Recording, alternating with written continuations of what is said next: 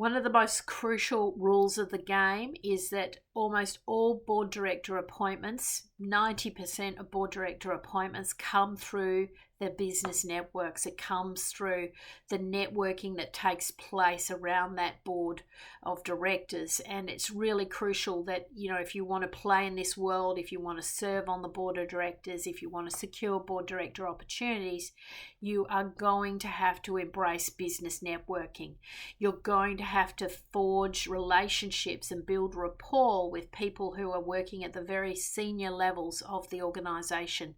That includes the C-suite, that includes the board of directors, that includes the strategic advisors that sit around the company, whether that be the private equity partners, the accountants, the big four partners that maybe serve the company, the lawyers and the like, and the specialist advisors. You must be able to forge relationships because ultimately a lot of these board roles are unadvertised. I'd say 80%, maybe 85% of the roles are unadvertised in the market. The vast majority of the roles come through the business networks. Time and time again, when I'm even serving in the board myself, everyone's saying, well, we need a new board member. Who do we know? Who's in the network? Can you approach XYZ? Can you talk to this person? Let's approach this person. Who do we know? Who's a mutual contact? This is how board recruitment works. And so if you are wanting to serve on boards and you just want to do the bare basics, you want to go and get a resume, you want to apply for some roles, you are not going to be successful. You will really struggle to secure board roles if you're not prepared to network at that senior level.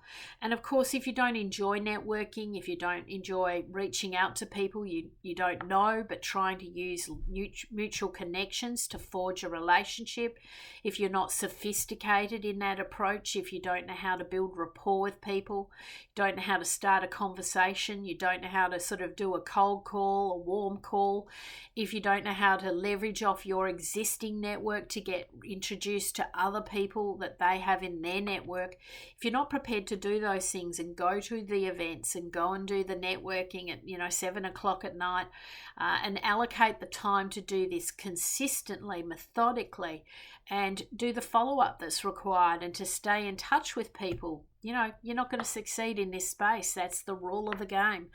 It is all based on reputation and business networks and referrals, and you will need champions, people who are going to recommend you to the board of directors. Now, it may come through executive search firms, but that doesn't often work in the early days. In the early days of your board career, it all comes down to someone championing you into the boardroom, making that strategic introduction, being a thoughtful introduction, connecting the parties, someone who's a conduit between the two parties, who knows both parties well and makes a meaningful introduction. You cannot underestimate how important that is, that occurs. And the second thing that I'm going to say to you, which is really crucial and a lot of people trip up on, it's really crucial that you thank your network, you acknowledge your network, you give praise to your network, you send gifts to your network for making those important introductions.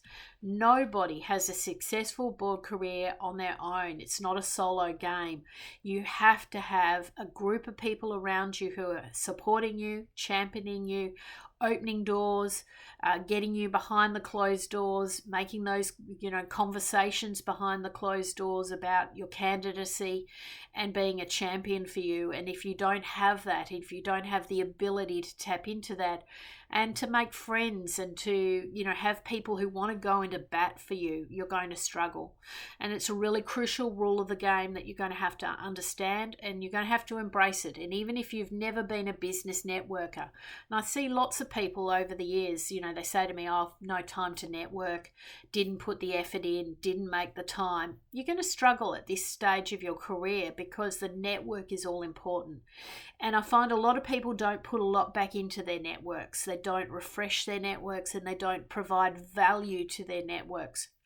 That's why thought leadership is so crucial, because it's a way of giving back to your network.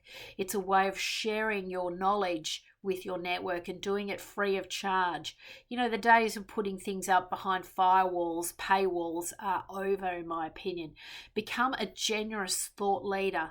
You know, I do these videos all the time, and, you know, people watch them over many years, and then they come to me and they say, I've been watching your videos for years. You've added incredible value to my career or my board director journey.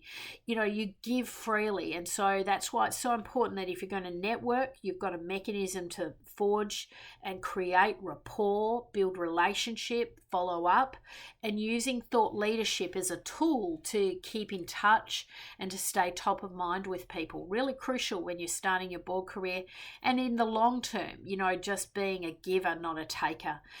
Really being able to be generous with your network. Going to be crucial. It's a critical rule of the game. Without understanding this paradigm, you're really going to struggle, I think, to secure board director opportunities if you don't embrace business networking.